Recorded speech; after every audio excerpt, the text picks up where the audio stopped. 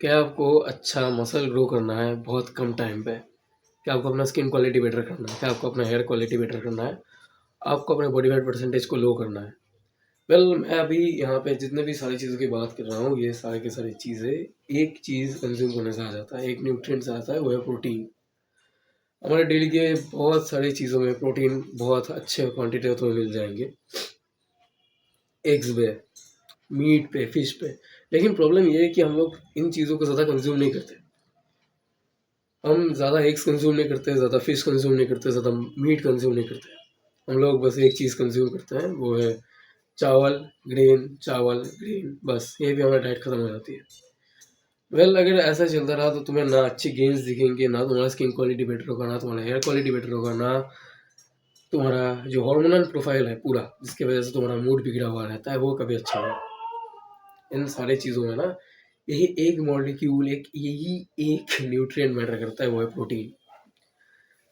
जब तुम अपने घर पे पेरेंट्स को बोलने जाओ कि हाँ, मैं अभी घर पे वर्कआउट कर रहा हूँ, मैं अभी टीनेजर हूँ, मेरा ग्रोइंग पीरियड है, मुझे ज़्यादा प्रोटीन इंटेक करने की ज़रूरत है, कोई भी एक डम फक अंकल बाहर से आएगा और आके तुम्हें बोलेगा कि प्रोटीन प्रोटीन खाने से तो किडनी खराब हो जाती है, प्रोटीन खाने से तो बहुत सारे बीमारी दिखने को मिलती है, प्रोटीन खाने से बाल झड़ जाते हैं, प्रोटीन खाने से ब्लड ग्रुप खराब हो जाता है, प्रोटीन खाने से पता नहीं क्या गायन हो जाता है इंसानों को, मर्दों में मैन बूब्स आने लग जाता है।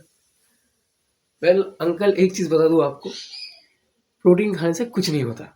हमारे बॉडी के यहाँ से लेके पैर के नाखून तक हर एक चीज़ प्रोटीन से बनी होती है। यहाँ तक ब्लड में भी प्रोटीन होती है, प्रोटीन से बनी होती है। हर एक चीज़, skin, teeth, bones, eyes, hairs, every fucking single thing, protein is a building block of your body. समझो इस बात को। अगर तुम्हारे बॉडी को अच्छे तरीके से एनहांस करना है तो तुम्हें प्रोटीन की ज़रूरत तो होगी। बिना प्रोटीन के तुम कैसे कर लोगे? सपने देखते रह जाओगे, कभी नहीं होगा, ट्रस्ट मी। अब बात करते हैं कि तुम अपने प्रोटीन को कितना रख सकते हो। देखो, एक नॉर्मल इंसान के लिए, मेरे लिए या फिर किसी और इंसान के लिए, हर एक इंसान का प्रोटीन इंटेक अलग होता है। मेरा प्रोटीन इंटेक अलग है, तुम्हारा प्रोटीन इंटेक शायद और अलग है। कैसे इसको मेज़र करते हैं? मेरा जो प्रोटीन इंटेक है वो मैं मेज़र करता हूँ मेरे बॉडी फैट के से, मतलब बॉडी वेट से 1, जो मेरा ड्राई बॉडी वेट है उसके साथ 1 मल्टीप्लाई कर।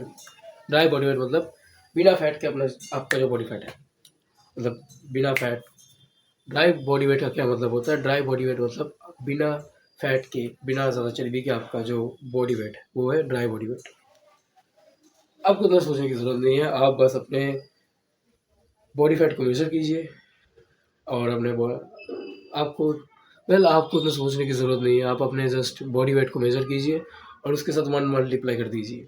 देखो, हम लोग इंडिया में रहते हैं, यहाँ पे 1 मल्टीप्लाई ही करना चाहिए, 2 मत मल्टीप्लाई करना, जितना आएगा उतना ग्राम प्रोटीन तुम्हें रोज़ खाना पड़ेगा। अब देखो, एक टीनेजर को इंडिया में डेली शायद 10 ग्राम प्रोटीन मिलता है, किसी को 5 ग्राम प्रोटीन मिलता है, किसी को 15 ग्राम प्रोटीन मिलता है। यहाँ पे तुम 120 ग्राम, 80 ग्राम प्रोटीन की अगर बात करोगे, वो एक सपना हो जाएगा इंसानों के लिए। हम लोग उतना नहीं कंप्लीट कर पाएंगे कभी भी, अनलेस हाँ, हम लोग एक वे प्रोटीन कंज्यूम कर रहे हैं जो हमें माँ बाप खरीद के नहीं देंगे, अपने पेरेंट्स नहीं देंगे हमें।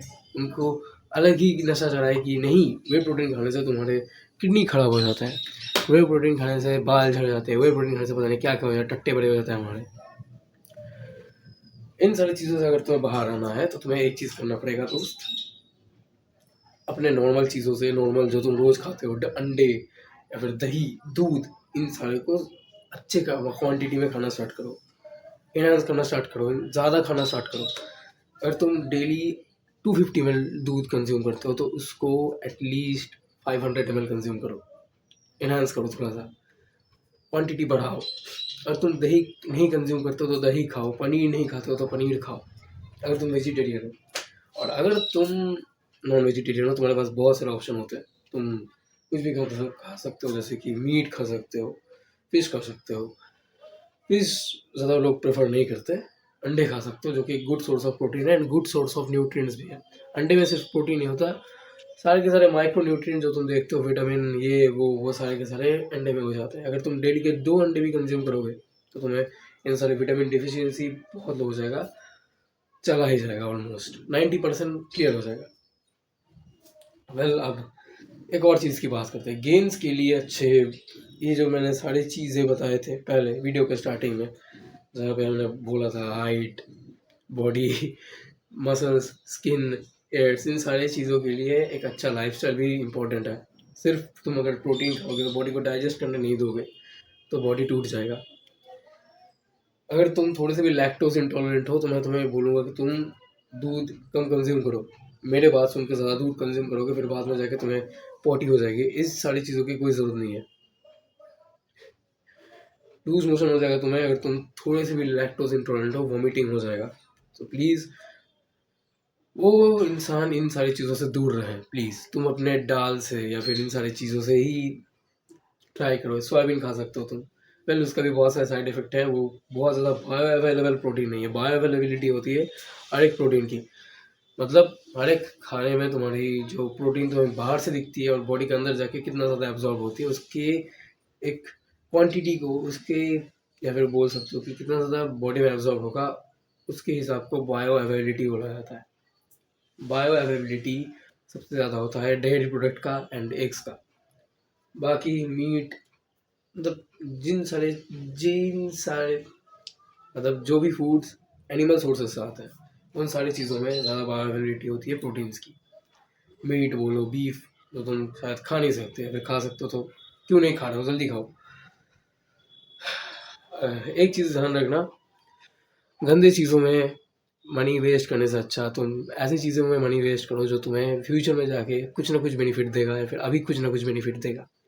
तुम टीनेज ईयर्स में हो, अगर अभी से इन चीज़ों को स्टार्ट नहीं करोगे तो बाद में जाके बहुत देर लेट हो जाएगा। तुम कुछ नहीं कर पाओगे, फिर ना खुद को चेंज कर पाओगे, ना अपने फ्यूचर को चेंज कर पाओगे। अभी से खुद के ऊपर मेहनत करना स्टार्ट करो, अपने डाइट को सुधारो। जो तुम चीज़ें वड़ा पाव खाने में या फिर सिगरेट खाने में, फूकने में, बीड़ी फूकने में, या फिर तुम जितनी भी चीज़ें तुम वड़ा पाव खाने में, अनहेल्दी चीज़ें खाने में, सोडा खाने में, पेप्सी खाने में वेस्ट करते हो, उन सारे पैसों को एक जगह जोड़ के प्रोटीन खाना स्टार्ट करो। ऐसे फूड खाना स्टार्ट करो जिनमें ज़्यादा प्रोटीन होती है। वेल आज के लिए इतना ही, इतना ज्ञान शायद काफ़ी था। अगर फिर से आऊँगा ज्ञान देने, तब तक के लिए अपने डाइट को सुधारो और एक अच्छा इंसान बनो। बाय।